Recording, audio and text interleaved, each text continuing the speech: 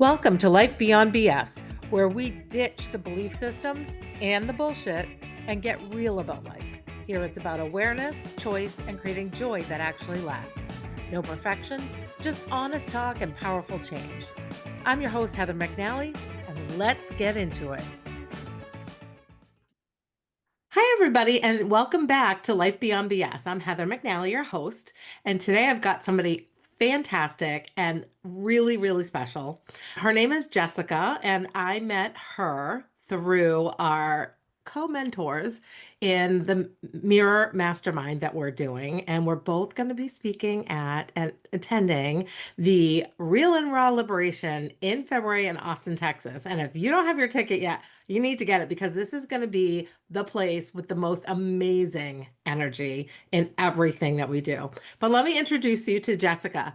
Jessica Hupka is a field architect and founder of the Coherence Project, devoted to remembrance through embodied presence, sound, and collective resonance. She serves as a living temple of remembrance, guiding individuals and groups into coherence, wholeness, and direct relationship with their own innate wisdom. Sounds amazing, right? She's a goddess, okay?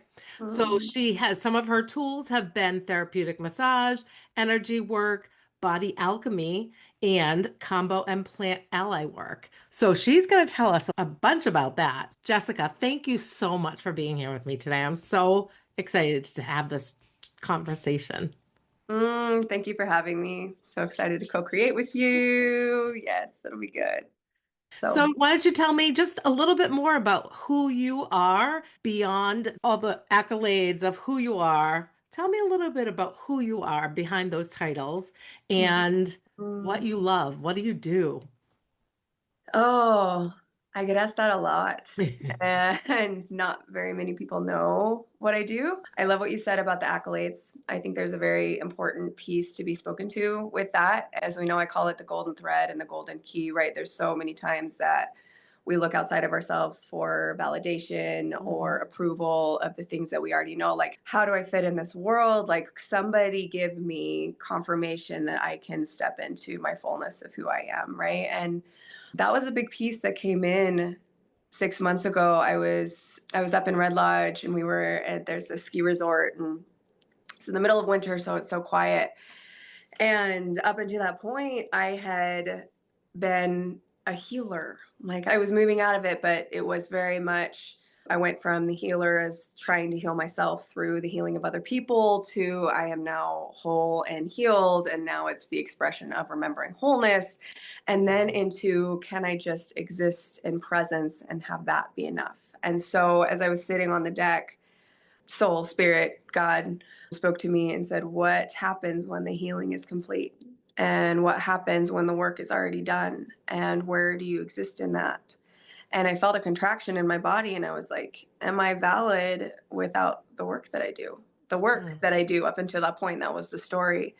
And I really had to sit with that. And then there was this huge piece that came in with presence, and presence being the gift that I was here to give, right? That there was no need to find any more courses. There was no need to move. I had and do have and exist in this, as we all do, within this toroidal field, within this magnetic field. And as we sit in our resonance and in our presence, everything that is in alignment with that is magnetized to us, right? So can I sit in silence and trust that everything within my field is for me, whether that is opening or contracting, and understanding that both sides of the pendulum are important, right? So if you look at the law of polarity within hermetics, we understand we have joy and bliss and pleasure and all the things. And then we also come over here and there is all of the contraction of guilt, shame, blame, all of that. And so I had a conversation with a woman. It was a group, actually. It was on Halloween, and we were talking about how in combo and in different, I call them activation and ally spaces instead of plant and amphibian medicine, we always try to move. There's this habit of moving away from the pain and away from the discomfort. And really what happens is when we allow ourselves to dive fully into that, to feel that vibration that comes into our field, feel that it's fractured and bring it back into harmony, then the pendulum swings back into the middle. There becomes neutrality, and through neutrality is unconditional love. Unconditional love being that you are able to see and feel both sides. And remain in that medial space, and the field becomes and is remembered to be whole, right? And so this was, to come back to that, this was the piece that had been transpiring over the past 6 months. So it turned much less into the containers individually of which I held, which was through different forms of body work, energy work, and I started seeing that as the entirety of what my field offers. And so now I refer to it as field architecture. I Mhm. refer to it as embodiment of the living temple. And so all of those pieces come together and leaning into the pulse of what is being asked of me, whether it is going to certain places, interacting with certain people, pieces, and that comes into my field. And then once I lean into my body, everything is embodied. I know where to go and where to place those pieces. It's amazing. I could sit down with you in a corner in a room and talk to you for hours about this and listen and Yeah. learn.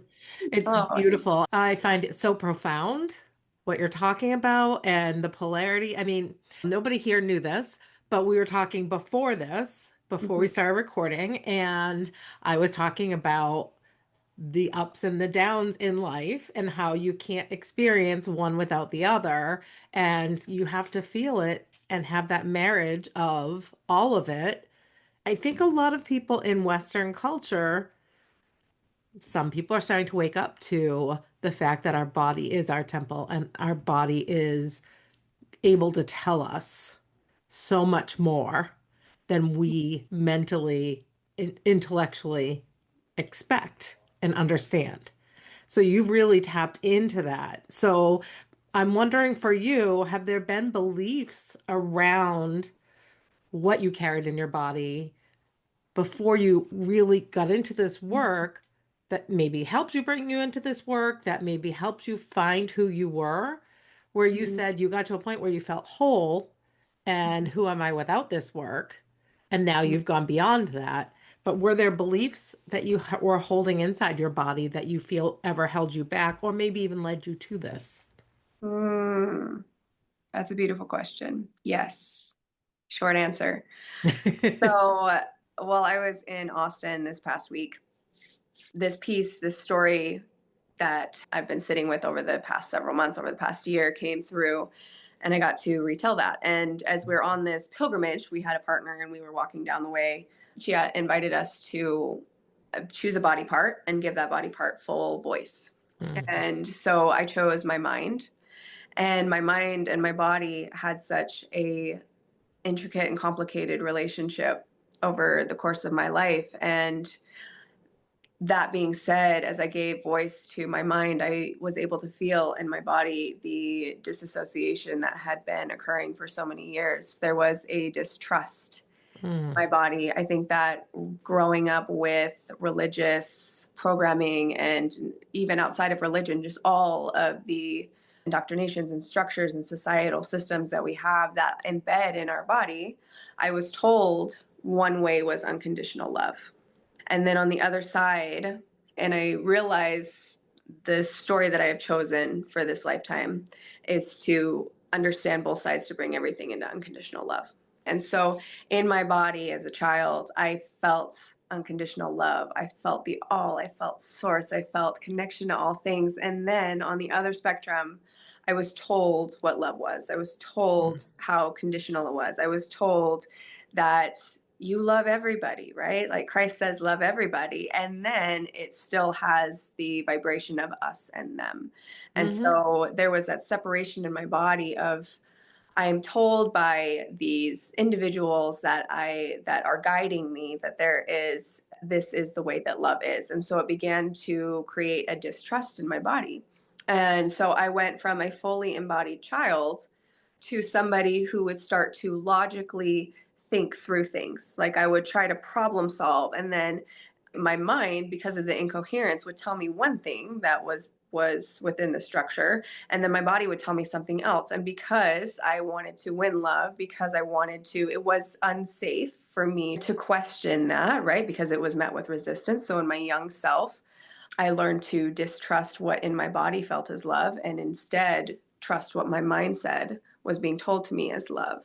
And that led into disassociation of the body. It led to self abandonment. It led to feeling like I had to hold this love within myself, that there wasn't the ability to have it free flowly, because if I gave it away, then it would be taken from me. That was another piece that I've worked on and completed recently that I didn't, it's continual. Mhm. And so over the course of being introduced to incredible mentors, being with the land, I remember sitting under my grandmother tree when I was a child, because that is the place that I felt whole. I started meditating when I was 10, 11, 12, somewhere in there. And as I would sit by this tree, I would feel my nervous system relax and I would feel at peace and my mind quieted. And I was able to actually feel my body. And so there was this huge story for me of mind and body disassociation and them coming back together. And so as I created intentionally the dojo of the practice, the massage and different practices that I had at the time, through working with and on bodies, I was able to alchemize my own. So it was through that system that I learned more about the energetics of the body, the more about my energetic structure, like I was being taught through the service of other people. Mhm. And that led me into coherence of mind body connection, of heart and mind alignment. Like they had to swing both ways. Like my mind and my body had to separate in my story in order for them to come back together and to truly understand what it was to be in coherence and in remembrance. Mhm. Mm-hmm.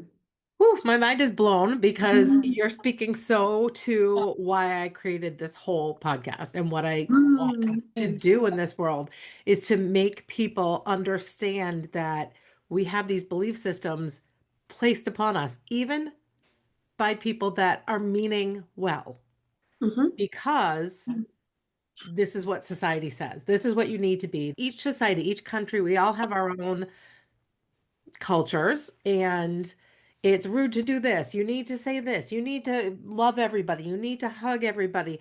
And people are starting to realize, like, no, I don't want to make my child hug everybody they see if they don't feel good about it. We need to learn to trust our bodies more and stop, quiet our minds sometimes and let our body feel.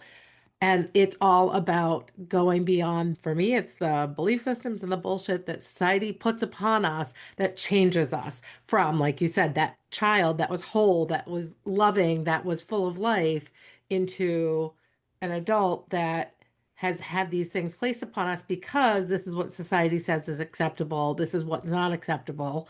And then to become that whole person again. I think we lose so much of that childlike innocence. Our view of the world is so changed by people, and we're all flawed individuals. And I think most of the time we're all trying to do our best. What do you feel like keeps people stuck in a place where they're not trusting their body, they're not listening to their body, and unfortunately sometimes get sick because of it, mentally and or physically? Mm. What I'm hearing you say is what causes disassociation in the body and Yeah, incoherence, yeah. right? And with that, mm,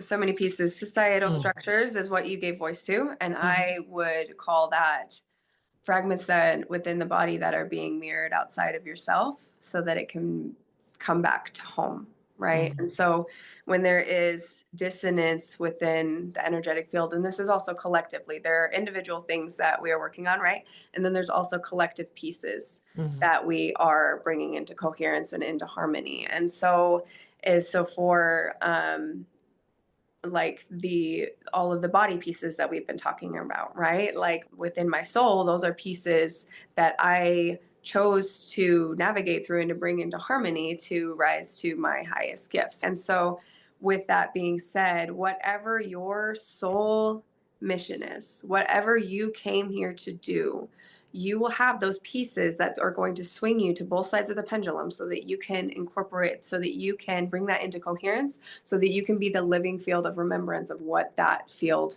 feels like. And so to me, it's not this mentality of us and them, it's not this victimization, it is there. Everything returns to love. mm, Everything returns to love. And in returning to love, both sides are asking to be remembered, to be acknowledged. And once they are brought back to that neutrality, then we become that living field of remembrance. And so leaning into the beauty. Yes, it hurts. Yes, it's uncomfortable. Yes, it sucks sometimes. And can we meet that space with unconditional love is part of the journey of our purpose. Mhm. Mm-hmm. It's so beautiful. And I think that people have become so, I don't know what the word I want is, but just have this armor up because they Mm-hmm. don't want to get hurt and they want to give love. You hear it in relationships, you hear it in friendships, you hear it in family members, that I want to tell them or I wish I had told them, but I don't want to let them in because what if I get hurt? And so I think people sometimes are so terrified of getting hurt that they won't allow the love to come in and they won't allow themselves to give love. So do you feel like there's something that you would tell somebody who's coming to you and saying, I'm so afraid to get hurt that I don't want to open myself up to that? Mm. The first thing that comes through for that is, can you have the courage to love yourself? Mm, I actually just had a conversation about this today with unattached love. mhm, And when there is this mm, fragmentation in the self of loving ourselves, of having that unconditional love for ourselves within ourselves, then that mirrors back to us. And we are shown all of the places where we are not in coherence with love. And is that not what partnership is truly? When you are in alignment with your partner, you are both mirroring back the parts of yourselves that you have not learned to love within yourself, so that you can come back into that remembrance and into that wholeness. And so, in the frequency of I return to love, I return to love, I return to love, and that is within the self. And you can feel the field as I speak that to you, the field opens, the mhm, availability opens because the self is love. And when that desire is there and when that vocal tone is allowed, then you start to feel the spaciousness of where that can move into. And mhm, you start to, and as you feel into that and as you lean into that, there becomes more spaciousness. And as we create more spaciousness, those mirrors start to show, all right, how can we love deeper? How can this expand more? Attention, energy, and attention. And that comes from a relaxed state where your nervous system is relaxed and in coherence, and where you're able to truly feel into that. So how deep can you get into the body? How deep can you come into the body? And if there's an inability there, like, how do we need to match your electrical system, what I call, not the nervous system, your electrical system, to allow that deep, deep resonance for that unveiling? yeah, I've done capacity work where you just keep building upon your capacity to take on more things into your life, like love, whatever it is that you're hoping to get involved in this world, right? Mm-hmm. So there is no here's the box of your capacity and now that's all you can fill in and once it's full, you're done. So I Mm-hmm. love how you explain that because the capacity to love is infinite. Mm-hmm. So, what happens when somebody is not feeling safe in their body and they come to you and they say, I just don't feel safe in my body? How do you determine with them where it is that they need to work, where they're going to find this answer for themselves? Yeah. So if you were to come to me and you say, I don't feel safe in my body, what I would ask you is, where is that contraction? Mhm, And is that in your solar plexus, which is right under your ribs? Is that within your heart space? Where is that contraction? And can we bring attention to that? And with talking about capacity, if we tap into that vibration of holding more capacity, it feels like a compounding of pressure.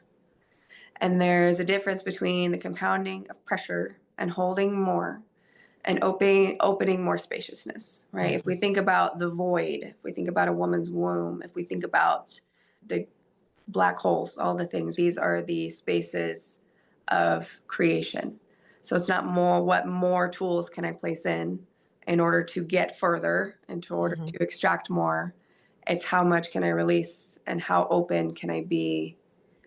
And inherently, because of harmonics, as you release and create spaciousness, all that is actually for you within your highest alignment comes to you and creates more spaciousness.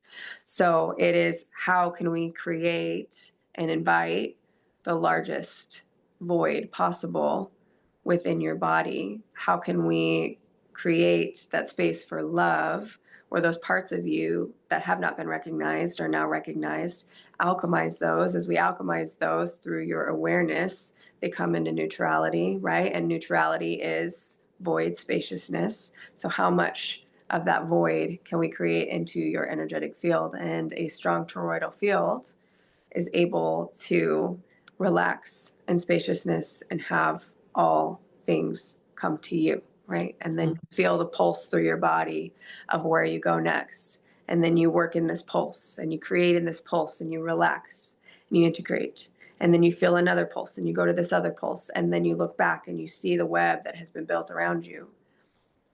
And it is not you and your desires and your extractions, it is the wholeness of your being guiding your direction.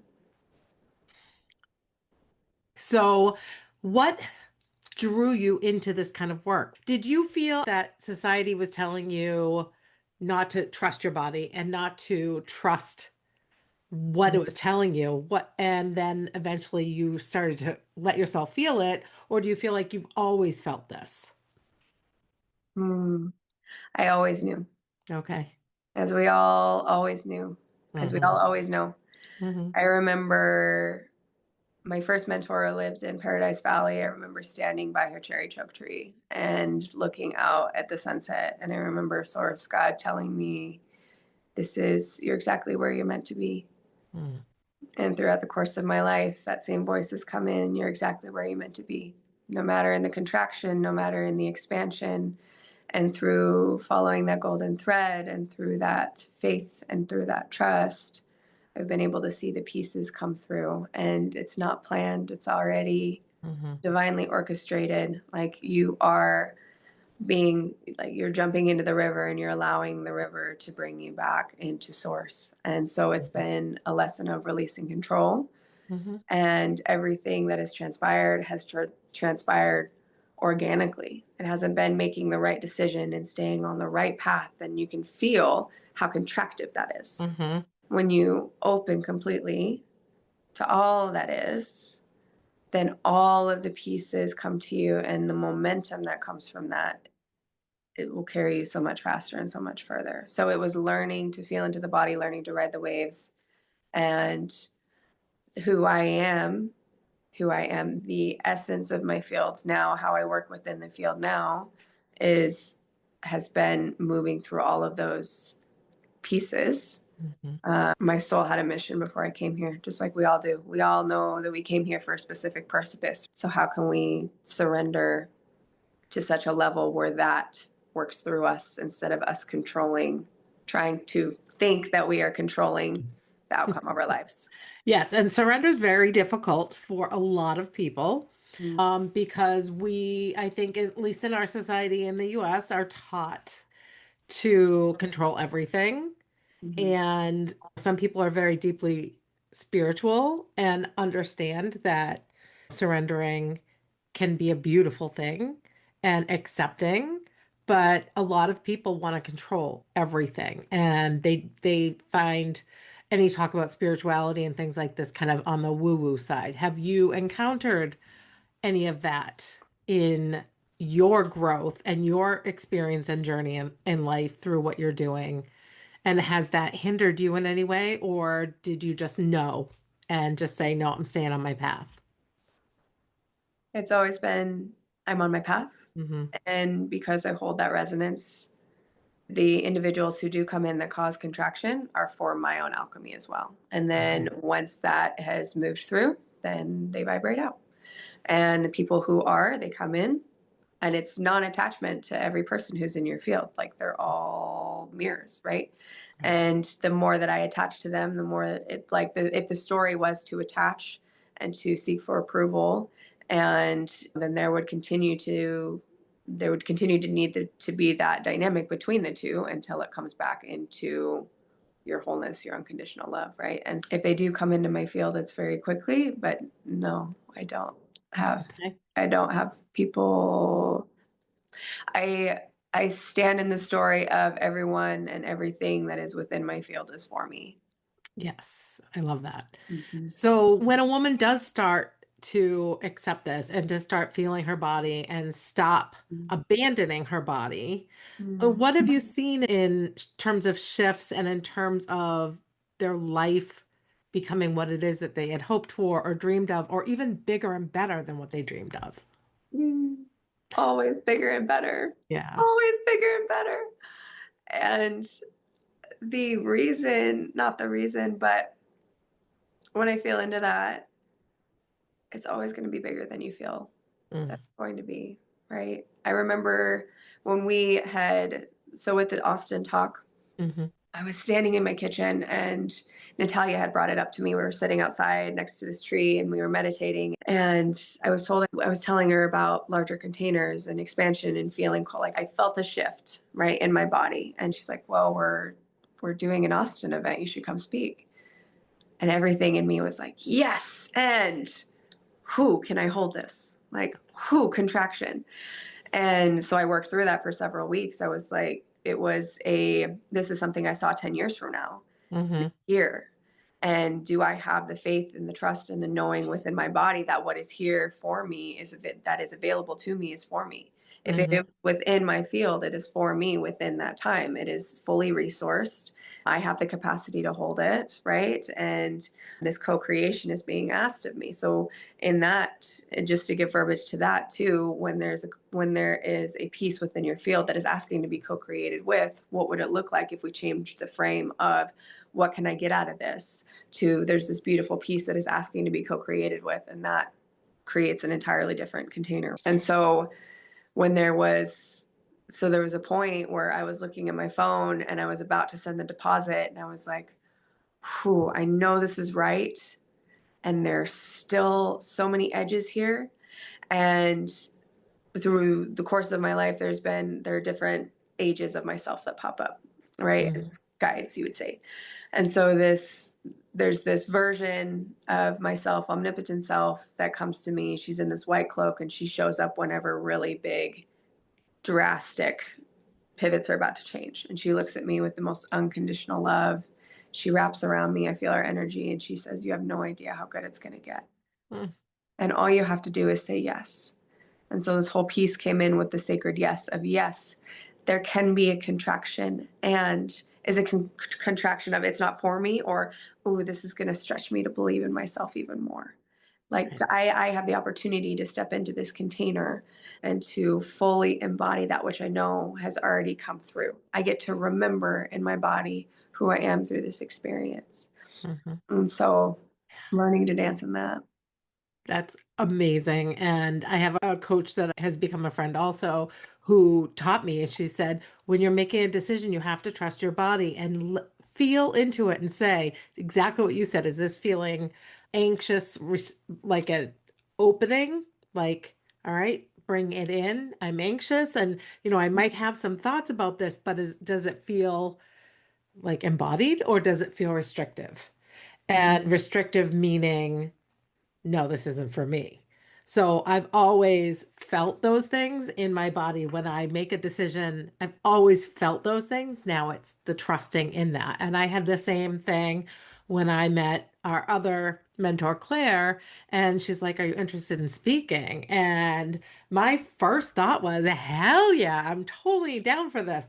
And as after time, I'm like, because I've been learning to trust my body. Like, this is what I want to do. Don't second guess myself. Don't sit and think about it too much because I felt that, okay, this is opening me up. But there are still moments where, like you said, the edges are there and I have this moment of doubt and I have to sit and let my body feel into it. And I think that's just part of life, but it can be scary. And that's why we need more of this, more open conversations about this, more understanding about what it's like to trust your body, to open yourself up to the energy work that you Mhm. do. And I love that. When we're talking about Austin, tell me, why do you think this kind of embodiment work is so essential for spaces like the Real and Raw that we're going to be experiencing in February? Mm. It's interesting because when my whole body said yes, I Mm. said yes. And then the second thought was, what do I have to contribute to a room like that? Right? Oh, I felt the And same. I still and do a bit. and I felt like, oh, this is being asked. And Mhm. what's the piece that's being asked to come through? And as I sat in that, and as situations came up to reveal what was going to come through in Austin, right? At first, it was sitting and trying to think and to figure out for a moment, right? There went back to that old habit of, okay, I have to figure this out. And then when I leaned into it, all of the situations, all of the individuals, all of the embodiment and the experiences came through that were going to be delivered in Austin, right? And so Mhm. there's several containers that I was brought to that placed pieces, knowings within my body that are going to come through. And so I started following this golden thread. And so the pieces embodiment is everything, Mhm. right? Leading within your family, within your home, within your business, embodiment is everything. When you are in coherence, the field organizes around you.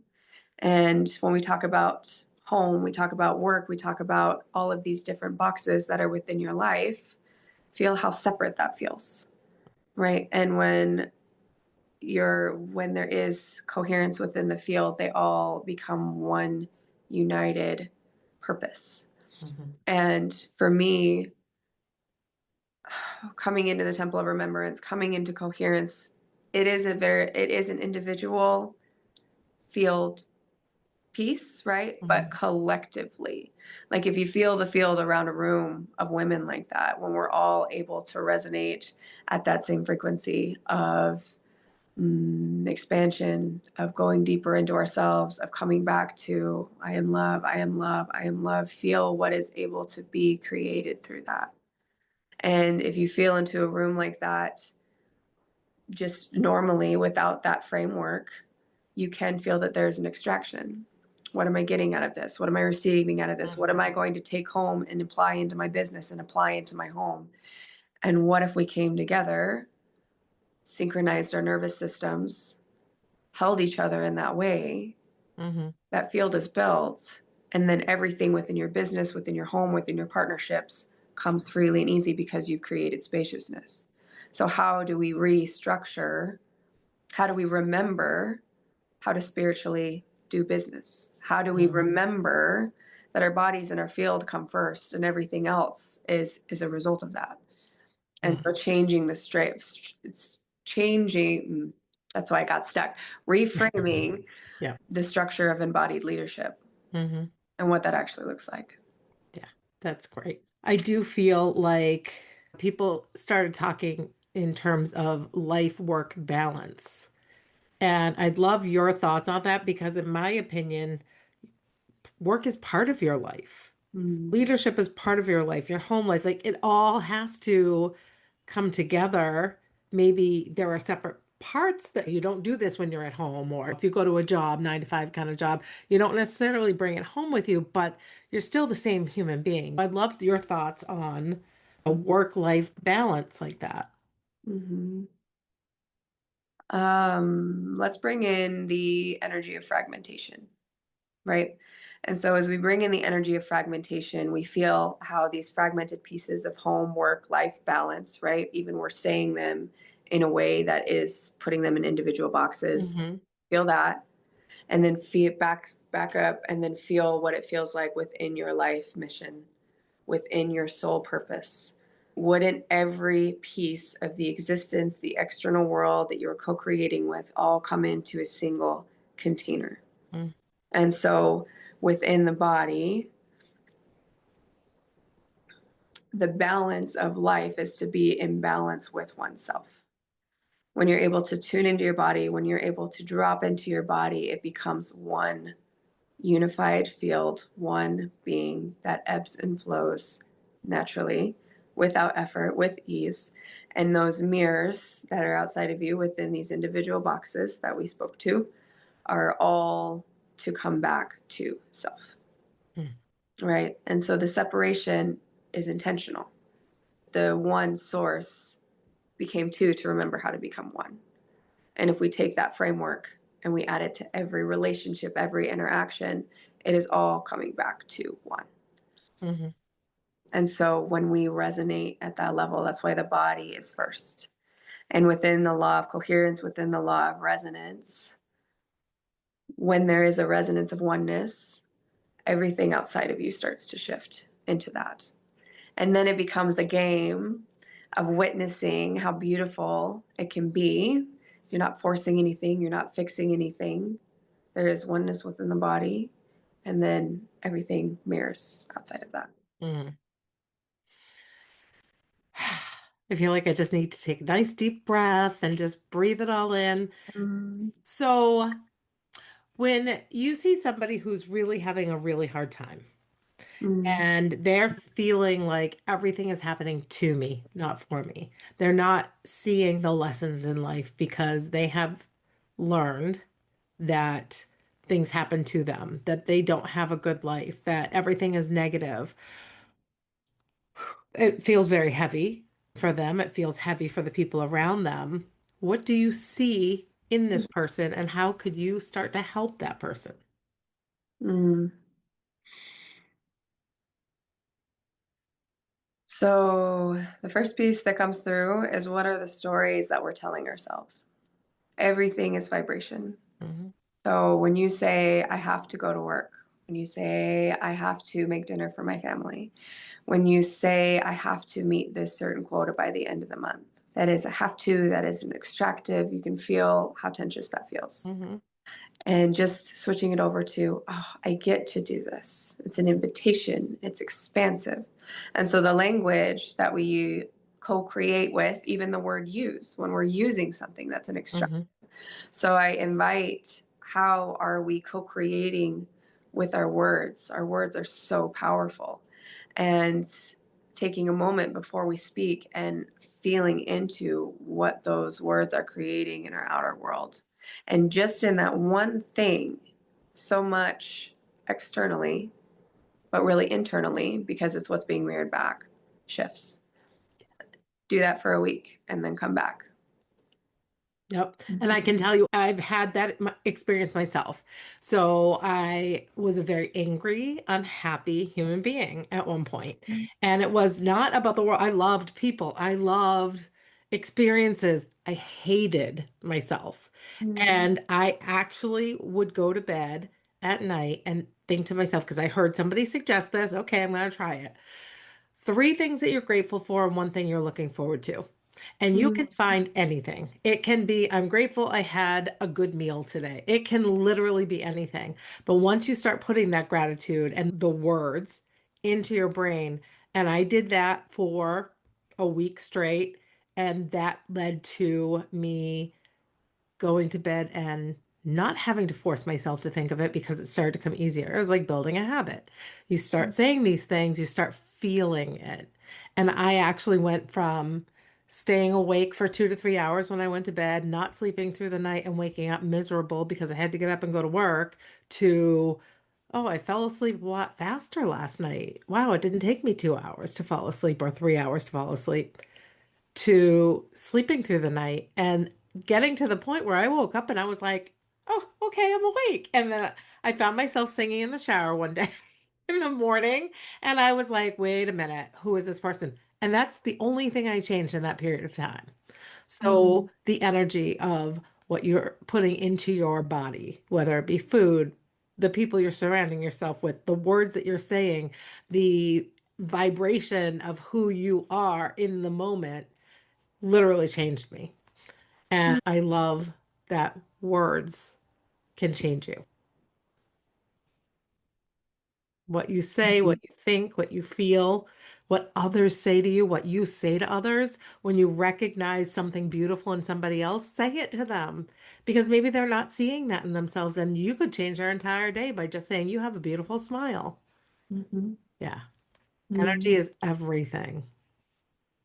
I've been sitting with two words particularly. And when we see words as living beings, Hmm. as living entities that we co create with, and the word gratitude. Hmm. Gratitude is a vibration. The word faith. Faith is a vibration.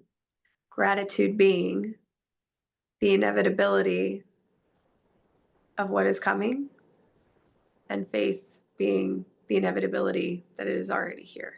Mm. And sitting with, I am grateful, feels like an outward push, right? We sit with gratitude as a being, as an energy, as a resonance, feel how different that feels. Hmm. So being mindful of what is pushing, what is pulling, and what is in resonance in this sturdy, just coherent field. Hmm. Mm-hmm. One of the things that you've mentioned a couple times I have to bring attention to is nature. So nature is like one of the most important things for our being, but society in the US specifically, I feel, has pushed nature away. We weren't meant to be, it's great to have shelter, don't get me wrong, but we weren't meant to live our entire life indoors on technology, and everything has its place and time. But you were talking about being outside and sitting by a tree and how you felt that healing you. So tell Mm-hmm. me a little bit about how important nature is and how you use nature in what you do. Mm-hmm. Because I will tell you, my nature for me was something that I grew up with. I was always outside. I was always in the trees. I was always out in the water. And that's where I felt at home. But over time, society tells you differently. You need to get to work. You need to be at work at this time. You need to be in your car, be in your house, do this, do this. And we lose that connection, unfortunately. And nature's meant to heal us, and we are meant to heal nature. So when I talk about that little girl Mm, who there was a grandmother tree outside of my house growing up. It was a Russian olive tree. Russian olive trees still have a special place in my heart. There yes. were two ponds, right? And I remember being outside when I was younger and just meditating with the moon and singing to the moon and communing and feeling and hearing the wisdom that was coming through the earth. And because I lived where I did, that was not something that was ever forgotten in me. Hmm. And so, as I talk about the guidance, our inner guidance systems, right? When our feet touch the earth, that system, it's always online, but there's a stronger availability to be able to listen to that, right? And so, if we are living from soul purpose, if us and nature are one, if the co creation of all beings together are also in alignment with the fluidity of nature, right? Even with, we talk about the solar flares that are coming in. Mm. Everything within nature is for us exactly what we need in the moment. And so when the weather is maybe not so great, are we allowing ourselves to slow down? Are we able to Mm. see nature as a mirror of how our internal worlds are asking to be treated? And if we're able to move with that rhythm of nature, the nervous system, electrical system relaxes. We're able to receive the messages that are coming through, and it allows for stability within the field. And so nature is so very, very important. You don't have to go to the mountains Mhm. or go far, like stand out on the grass and put your hands on a tree. Look into the sun. The acknowledgement that you are nature and that you are not separate from. We see the even with there was some verbiage earlier that felt very us and them, right? And Mhm. your entire body, your breath, the fire within your body, the air, all of it, it's already there. Yes. And tapping back into that is very important. Yeah. The Japanese have forest bathing because Mm-hmm. they spend time out in nature allowing it to heal them. And Mm-hmm. whatever you need, you can get in nature. I believe they've done studies about birdsong and how birdsong can affect your mood for up to 8 hours by listening to a minute of birdsong. Mm. And I feel a strong pull. The older I get, the more I understand towards nature, towards being out there, allowing nature to become part of me because, like you said, we're part of nature. We're animals, technically, just like everything else. And so I think that's beautiful. I love that. Where do you find yourself most grounded when it comes to nature? Now in my body, Yeah. nature is everywhere. And there's a little bit of not a contraction in this topic, but it catches me off guard because it's Mhm. so ridiculous that there's any separation. Yeah. I'm like, oh wait, what do I feel? What are the two separate rooms here? Nature is your body. Nature Mhm. is who you are. Again, it's that energy of looking externally for something that is already within yourself. Like, can I put, we had the go stand outside, and if you feel deeper into that, does that feel like an extractive process? Am I Mhm. standing beside this tree because I'm wishing to connect with a deeper part of myself? And that tree will ignite a remembrance within Mhm. yourself, but that tree is not necessarily like grounding you. You Right. already have all of that. It's the remembrance in the mirror of what's already there. Mhm. Yeah. Love that. Yeah, nature is truly, that's what we're born into. That's what need to connect with. We need to connect with it. And you already are. Yeah. The, And the, I will say, like, my whole youth was outside, living in the trees. Like, that's what I felt. That's where I was drawn to. That's what I needed to be around in the ocean. And every time I think when someone says, where do you feel most at home? I say the ocean. Doesn't matter to me where it is. It's the ocean. It's the sound. It's the smell. It's what it makes me feel. every piece of your life is a return home. Yeah. Yeah. And so when I hear somebody say, I feel most at home in this space, whether it's by the ocean, whether it's in the mountains, I grew up in the mountains, Hmm. and and that was home for me. That was when all time and space dissolved and it was Hmm. just me, right? Yeah. And so we can invite the thought of what does the field of your life look like Hmm. in regards to that? Are you living by the ocean? Are you living within a space that is coherent to your field and within your body? If you do believe that you have a soul mission here, which is truth, if you have found that remembrance yet, I'll say that, then where does your spirit, where does your soul, where does your body feel most at home? And what is desiring and asking to be mirrored back to you, where you have that availability to be within that space. Yep. That's what I've always told my husband since we met when we were 18, 17, uh, Wow. that I will have an ocean home someday near the ocean, not to go lay out in the sun and be a beach bum, but literally to fall asleep listening to it and feeling it because there's nothing to me like the soothing of that feeling. We're definitely connected to the earth. And I wish that more people would let themselves feel that because I think as a society, we stay boxed in these four walls Mhm. and we need more connection with that. I can say, and we'll go back to the what stories are we telling ourselves, Hmm. right? Because in my field, in the people that I'm around, that's not the case at all. Yeah.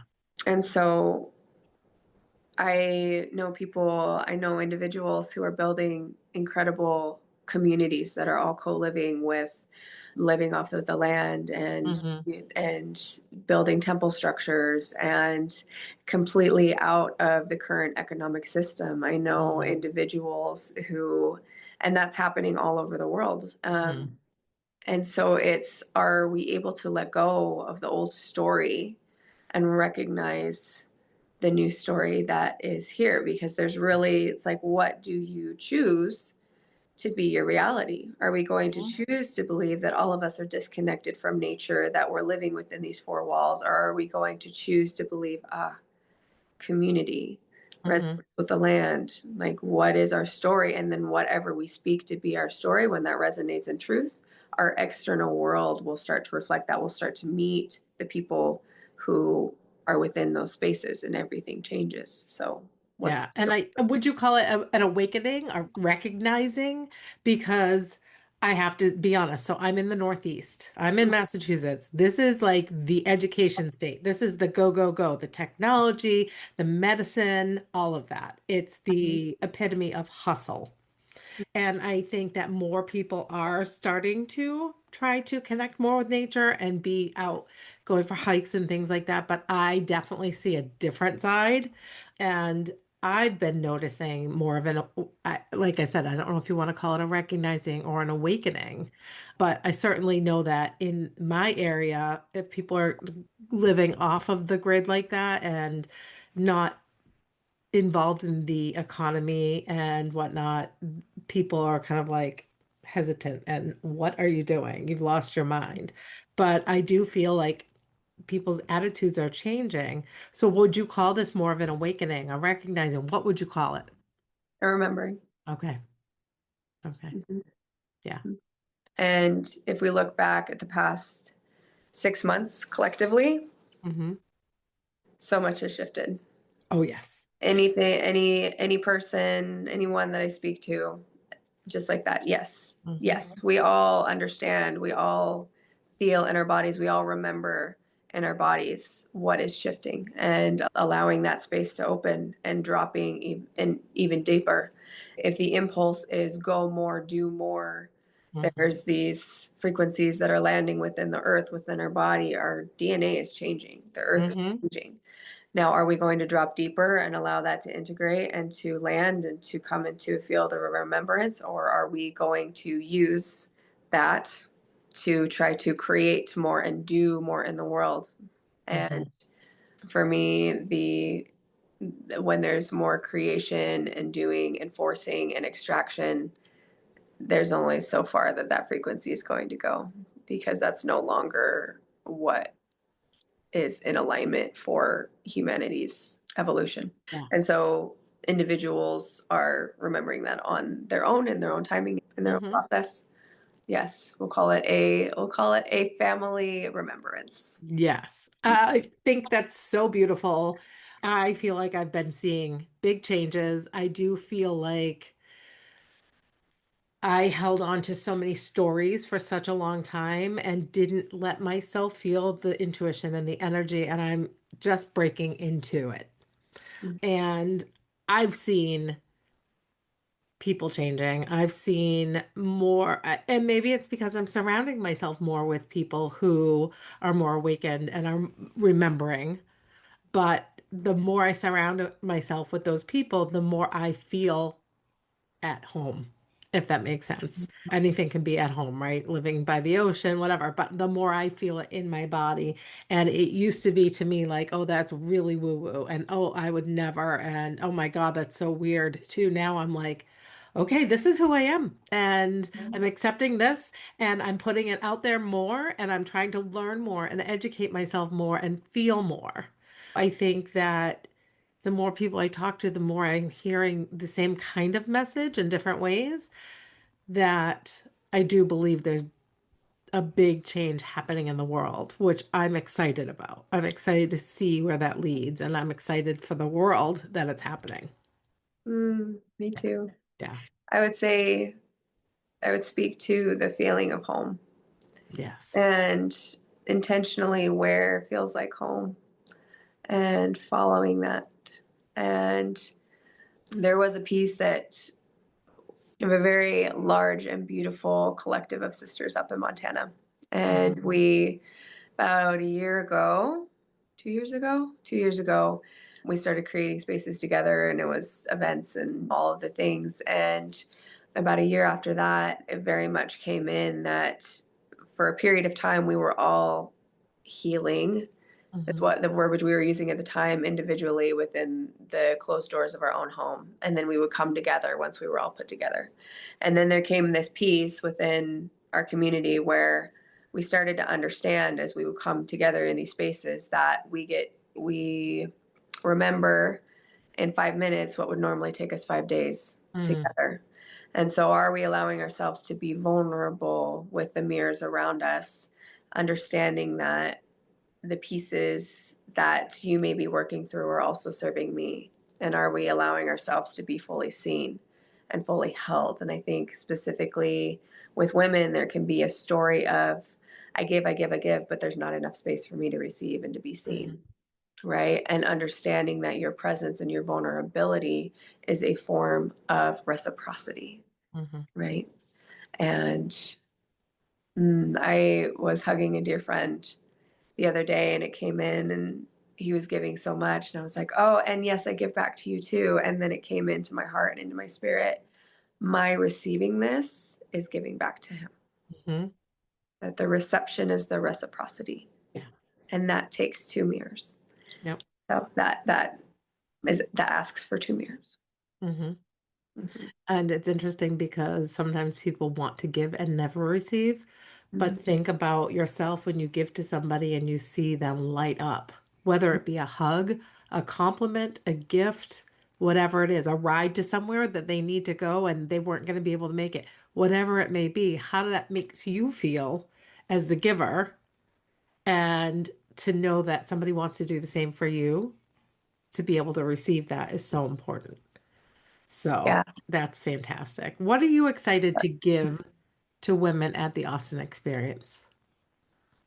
I have sat a lot with topics with what is going to add the most value. Hmm. And what I'm truly feeling for Austin is all of these women, anytime there's a container for amphibian plant activate, any of these spaces, right? There is a personal experience and there's a collective experience. Hmm.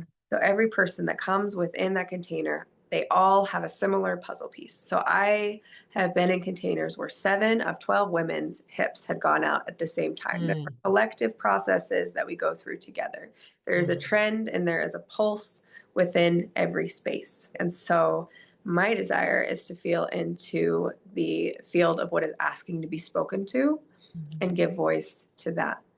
My desire is to bring presence. My desire is to bring coherence. I'm not here to teach. I'm not here to coach. I am here to embody remembrance that you can remember yourself and remember your mission and remember why you're here and remember divine source God that is within you. I love it. I cannot wait. We're going to have the most incredible experience. That's going to be so good. It's going to be so good. So, Mm-hmm. one last question for you. Mm-hmm. What I ask everybody is, what does a life beyond BS mean to you? Living your life beyond BS, whether it be belief systems, the bullshit that society puts on us. What does it mean? Mm. Letting go of everything that you think that you know Mhm. and I remembering. love that. Mhm. That's great. That's a fantastic answer. Thank you so much. Mm. For anybody who's interested, we're going to have information for Jessica on the in the show notes. And also we'll put information for Austin if anybody's still interested in going, because you want to be in the room to feel this. It's going to be insane in the best way possible. The energy is going to be fabulous. There's going to be somatic work, speeches, just general connection. There's going to be so much. I cannot wait for it. So if you are not on my mailing list yet, go ahead and check the show notes so you can get on my mailing list. You can get information like what's going on in my world, Austin, all the fun things, and journaling prompts and whatnot.